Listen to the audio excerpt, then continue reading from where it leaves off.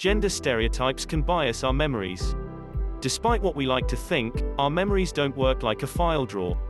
We don't file experiences away exactly as they happened, and when we remember something, we aren't just pulling out a perfect replica of the past. Instead, when we remember things from our past, our brains go through plenty of gymnastics to make it happen, and as a result, our memories can get distorted based on our bigger beliefs, our expectations, our goals, and other biases. One interesting finding to come out of social psychology is that we remember things the way we expect them to have happened. If I think back to my childhood, and I try to remember what it was like to play with my friends on the playground, I'm not remembering a scene that actually happened. I'm imagining a scene that probably happened. I see myself with other kids who I know were my friends. I see myself playing in a way that matches the personality I think I had, and I see my friends playing in ways that match how I think they were at the time. How expectations bias our memories. As an example of how this can happen, take one classic study by Michael Conway and Michael Ross. They had students come in and rate how good their study skills were. Then these students participated in a lottery to see who would get to take a 3-week study skills workshop. If a student wasn't selected, they were put on a waiting list, but the key to this study is that half of the students got to take a study skills workshop and the other half didn't, all of which was determined at random. After the workshop was finished, everyone was asked to remember, as accurately as possible, what their study skills were 3 weeks ago. They got the same questions, and the researchers just asked, "What do you think you said 3 weeks ago when you answered these questions?" If memory is a file drawer, then students should be able to remember their answers easily. But there's also a potential bias here. The students who got to take a long workshop believe that their study skills have improved. In other words, when they think back to their skills from 3 weeks ago, they assume that they were worse than they are now, compared to the control group. That's what this study found.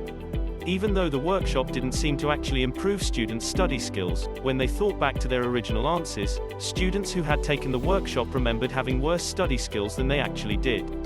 The people who were on the waiting list, and didn't expect to have improved at all, were more accurate. They didn't have a biased memory because they didn't have any reason to expect a difference from their current standing. Gender stereotypes and remembering past test performance. So you can see how our memories can be biased by expectations. But another common social form of expectation is a stereotype. A stereotype is a belief people have about whole groups of people.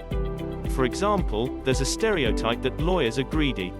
If a person has this stereotype, then when he meets a lawyer, he might expect the lawyer to be greedy. These stereotypes, then, are important in determining people's expectations of others. But some psychologists have proposed that stereotypes can also guide expectations of ourselves. One fascinating study put this idea to the test. Do gender stereotypes guide people's memories of their own lives? The researchers focused on stereotypes of gender and academic achievement in both math and the arts. In France, there is a very important national test that all students must take, and this test includes sections in both mathematics and the arts. For this study, the researchers had the actual scores for a bunch of students, which allowed them to see how accurately students could remember their performance on this test, which had taken place about 2 years prior to the study. The study was very simple. A bunch of girls and boys were asked, "Please, indicate as precisely as possible your marks in mathematics and arts obtained on your last national standardized test." The question, then, was whether boys and girls would remember their scores in stereotype-consistent ways. Just to catch you up to speed, common cultural stereotypes are that boys are better at math than girls and that girls are better at art than boys. Obviously, this is not an endorsement of those statements. I'm just saying that for a long time, people have tended to assume these gender differences. The importance of belief in gender stereotypes. Okay, hold on a second. There's one extra thing that I should tell you about this study before showing you the results.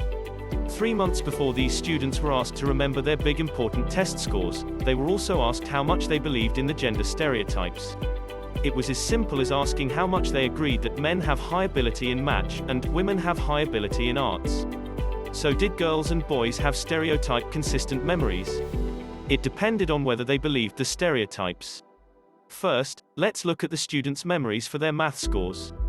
For boys, it didn't matter whether they believed these stereotypes or not. For girls, though, the more they believed the stereotypes, the more girls underestimated their math scores. That is, they were remembering math scores that were lower than their actual scores. As for their memories for their art scores, girls' memories weren't affected much by the stereotypes, but the more boys believed that girls are better at art, the more they underestimated their own art scores. Internalizing gender stereotypes. The point of all of this is that gender stereotypes can become so widely accepted that they can seep into people's beliefs of their own abilities. The fact that this study had students' actual grades, though, allows us to see how stereotypes can lead to objectively inaccurate memories of our own past achievements. On a more general note, though, this is also more evidence that our memories are not perfect. Social psychologists have long known that our memories are guided by much more than what actually has happened in the past.